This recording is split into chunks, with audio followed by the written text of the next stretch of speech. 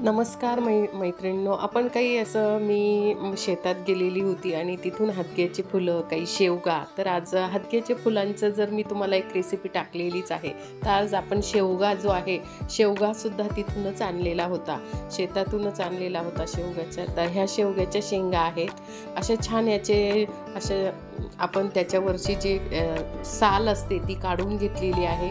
स्वच्छ एका पाण्याने धुवून घेतलेले आहेत आणि आपण एका कुकरमध्ये लावलेले आहेत. त्याच्यात थोडंसं पाणी टाकणार आहोत, मीठ टाकणार आहोत आणि हळद टाकणार आहोत आणि ह्या थोड्याशा अर्धवट शिजवून घेणार आहोत. म्हणजे अगदी अर्धवट, थोड्याशा अगदी अशा शिजवून घेणार आहोत. तर आपण आता गॅसवर कुकर ठेवलेला आहे आणि त्या अर्धवट थोड्याशा शिजवून घेणार आहोत. त्याच्यानंतर आपण इकडे आता एका बाजूला मसाला तयार करणार आहोत. मसाल्यासाठी मी हे ओलं खोबरं घेतलं आहे, 2-3 छोटे कांदे घेतले आहेत. तर इथे मी टरबुजाच्या बिया आणि आपल्या डाळ्या असतात ते घेतल्या आहेत. तर तुमच्याकडे डाळ्या असतील तर डाळ्या घ्या, नाही तर एसूर पीठ असेल तर ते घ्या. तर कांदे हे 5-6 चिरून घेतलेले होते आणि तव्यावर ते छान अशी खमंग असे भाजून घेतले, म्हणजे असे थोडेसे लालसर होस्तपर्यंत भाजून घेतलेले आहे. आणि खोबरंसुद्धा आपण तशाच पद्धतीने, इथे ओलं खोबरं होतं आणि ओलं खोबरंसुद्धा आपण तसंच भाजून घेतलेलं आहे. तर शेवग्याच्या शेंगांची आमटी खूप सुंदर येणार आहे, अगदी खमंग. तर अशा पद्धतीने बघा, आपल्या ह्या शेंगा आपण थोड्याशा वाफवून घेतल्या आहे, त्या बाजूला ठेवल्या. आणि जे आपण हे बाकीचं भाजत होतो तर ते तिकडे आपण मिक्सरमधून आता बारीक करून घेणार आहोत, त्याचं वाटण करून घेणार आहोत. तर हे बघा, अशा पद्धतीने आपण ते सगळं भाजून घेतलं आहे. आता डाळ्या आणि हे भाजून घेणार आहोत. तर तुम्ही जोपर्यंत माझं हे भाजतं आहे तोपर्यंत तुम्ही जर माझ्या चॅनलला नवीन असाल तर जरूर माझ्या चॅनलला सबस्क्राईब करा, लाईक करा आणि माझे व्हिडिओ कसे वाटतात जरूर एक कमेंट्स करा. तर अशा पद्धतीने आपण हे सगळं वाटण आपलं भाजून झालं आहे आणि खोबरं ते. तर माझ्याकडे मी तुम्हाला म्हटले की अद्रक लसूणची पेस्ट तयार केलेली आहे, ती बाजूला असते, त्याच्यामुळे मी काही आणि थोडीशी जास्त कोथिंबीर टाकणार आहे. मी कोथिंबीर सध्या जास्त बाजारात येत होती, त्याच्यामुळे मी कोथिंबीरीचा वापर जास्त केलेला आहे या ठिकाणी. बघा, अशा पद्धतीने आपण हे आता वाटण तयार करून घेणार आहोत.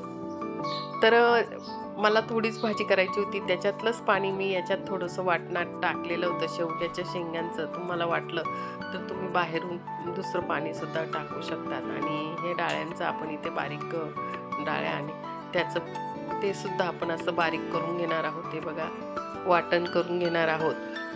तुम्ही डाळीचं पीठ भाजून जरी टाकलं तरी चालेल. तर इथे आपण आता कढई ठेवलेली आहे, कढईमध्ये 1 पळी तेल टाकलेलं आहे आणि कढई छान तापली की आपण त्याच्यात अद्रक लसूण पेस्ट टाकलेली आहे. आता त्याच्यानंतर हे वाटण टाकलेलं आहे. आपण जे वाटण केलेलं होतं ते वाटण टाकत आहोत.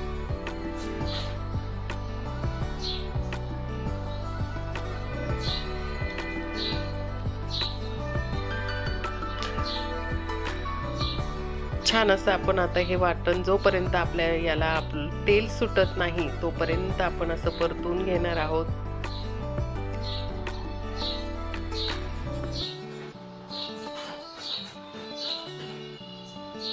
आणि मला कमी माणसांसाठी, 3च माणसांसाठी भाजी करायची होती, त्यामुळे मी अगदी छोटी कढईत कमी वेळात ठेवलं. बाकीचं वाटण मी बाजूला काढून ठेवलेलं आहे.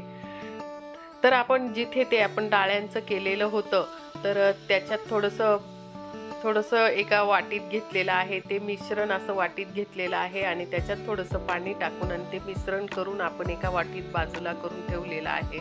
तोपर्यंत आपला इकडचा मसाला परतत आहोत. आपल्या मसाला जोपर्यंत तेल सुटत नाही तोपर्यंत आपण हे परतून घेतलेलं आहे. बघा, असं छान असं तेल सुटलेलं आहे. तेल सुटल्यानंतर आता आपण इथे मसाला टाकणार आहोत. हा माझा घरी दळलेला काळा मसाला असतो तो टाकलेला आहे. 1 चमचा लाल मसाला टाकलेला आहे. हळद टाकलेली आहे आणि मी जास्त मसाल्याचा वापर केलेला नाही आहे. आपला घरचा मसाला, काळा मसाला आणि लाल मसाला. तुम्हाला थोडासा गरम मसाला टाकायचा असेल तर टाकू शकता त्याच्यात. आणि मसालासुद्धा, आणि त्याच्यात आपण आधी शिजताना थोडं शेंगांमध्ये मीठ टाकलेलं होतं, त्याच्यामुळे आता आपण थोडंच मिठाचा वापर केलेला आहे. आणि आता आपण ते मसाला छान असा परतला गेलेला आहे आणि आता आपण त्याच्यात आपण थोडे आधी शेंगा परतून घेणार आहोत आणि मग आपण त्याच्यात ते बाकीचे आहे ते आमटीचं तो शेंगांचं जे पाणी काढलेलं आहे ते टाकणार आहोत. थोड्याशा अशा आपण इथे या अशा परतून घेतलेल्या आहेत.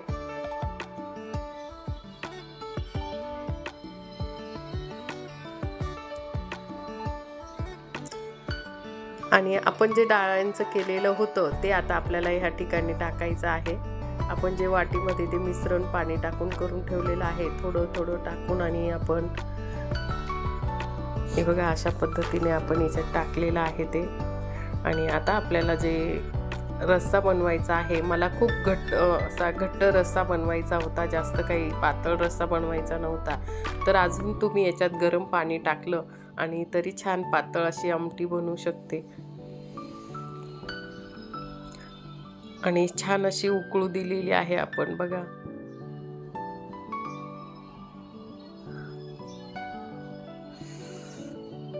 छान भाजी झालेली आहे आपली. एका साईडला आपण तोपर्यंत कुकर ठेवलेला आहे, त्याच्यात थोडंसं जिरा राईस पण करून घेणार आहोत. त्याच्यात आधी पाणी टाकलेलं आहे, थोडंसं तेल टाकलं आहे, मीठ टाकलेलं आहे आणि जिरा राईस करायचा आहे आपल्याला. त्याच्यासाठी हे स्वच्छ थोडेसे तांदूळ धुवून ठेवलेले होते आणि ते आपण थोडेसे त्याच्यात टाकणार आहोत. आणि हा आपला एका साईडला आपण आता लगेच जिरा राईसही करून घेणार आहोत.